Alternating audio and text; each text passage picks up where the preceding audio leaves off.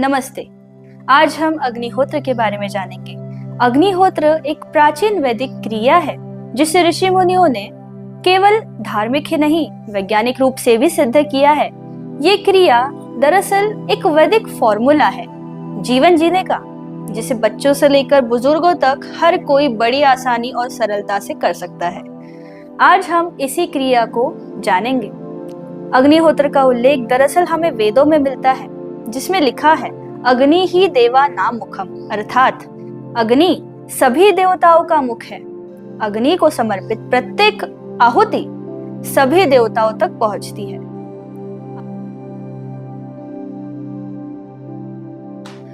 तो चलिए अग्निहोत्र के लिए लगने वाली सामग्रियों के बारे में जान लेते हैं। अग्निहोत्र के लिए हमें चाहिए एक पिरामिड शेप का कुंड, जो कि तांबा, पीतल या फिर मिट्टी का हो सकता है, परंतु पिरामिड शेप का अवश्य होना चाहिए।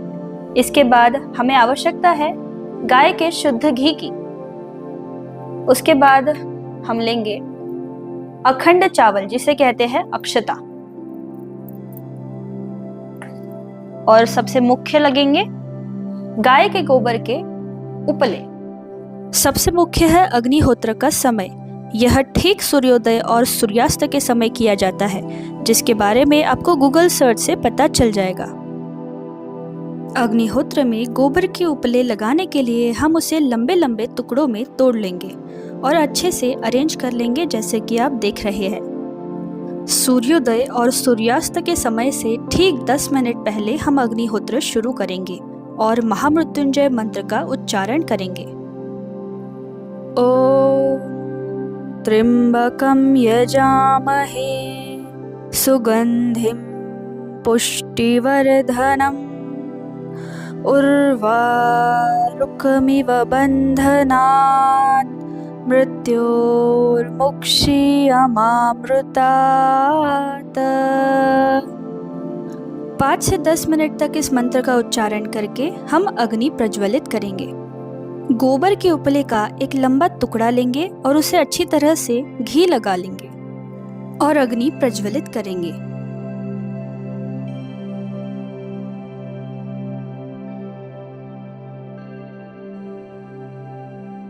यदि आप अग्निहोत्र पहली बार कर रहे हैं और अग्नि प्रज्वलित नहीं हो रही है, तो आप कपूर का इस्तेमाल कर सकते हैं। जैसे जैसे आपको आदत होगी, आप नियमित रूप से करते जाएंगे, बिना कपूर के भी अग्नि प्रज्वलित हो जाएगी।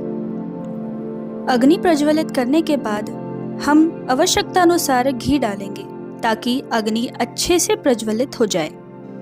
और हाँ, ये बात अवश्य याद रखना, ये पूरी प्रक्रिया करते वक्त आपके मुख में सदैव महामृत्युंजय मंत्र का उच्चारण शुरू रहना चाहिए।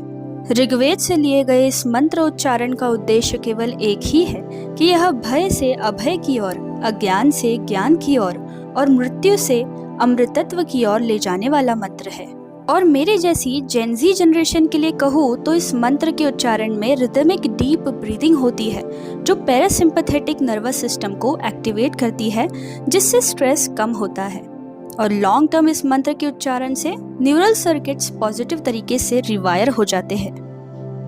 अग्निहोत्र के समय आहुति डालने के लिए आप थोड़े से चावल हाथ पर ले लेंगे और उसके ऊपर 2 बूंद घी डालेंगे और स्वाहा शब्द के उच्चारण के साथ ही ये आहुति आप अग्नि में डाल देंगे।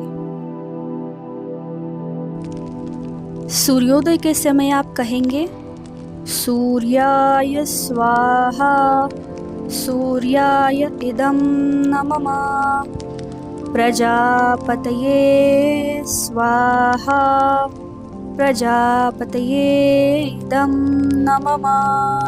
और यही सूर्यास्त के समय आप कहेंगे अग्नये स्वाहा अग्नये इदं नमः प्रजापतये स्वाहा प्रजापतये इदं नमः।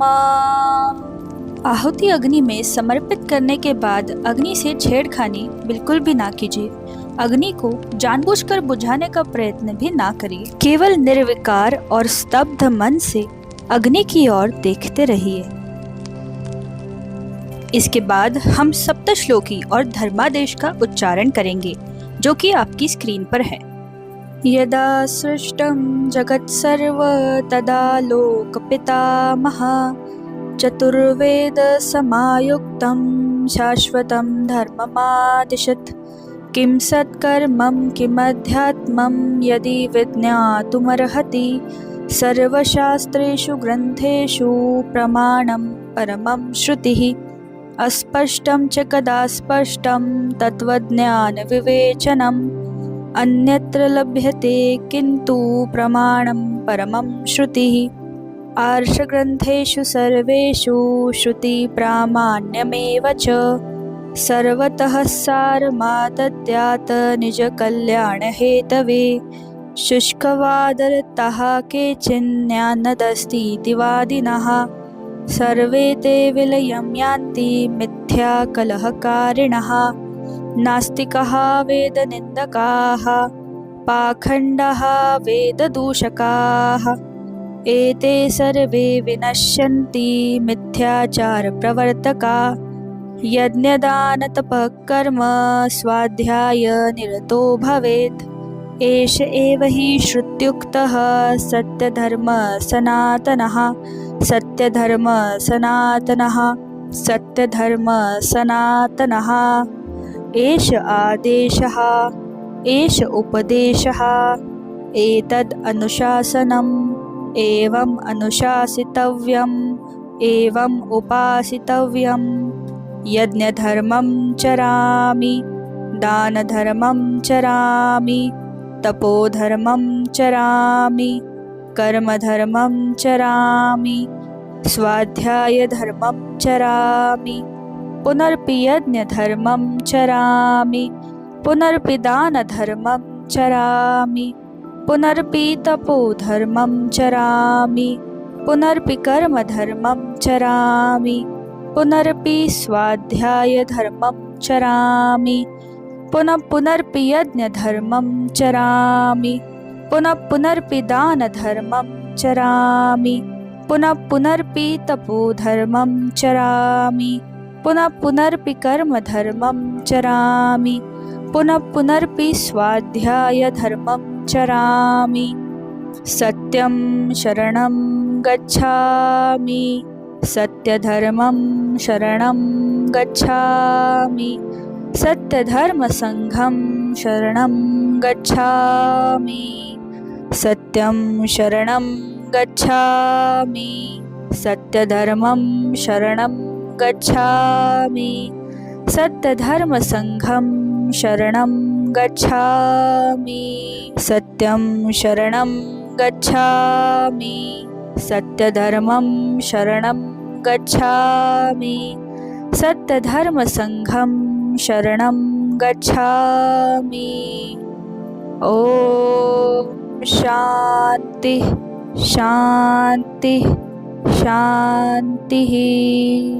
यहाँ पर हमारे अग्निहोत्र की पूरी विधि समाप्त होती है।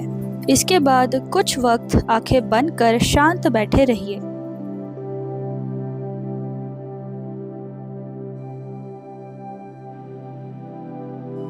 आपके मन में ये प्रश्न तो आया ही होगा कि आखिर अग्निहोत्र करने से हमारा फायदा क्या होगा।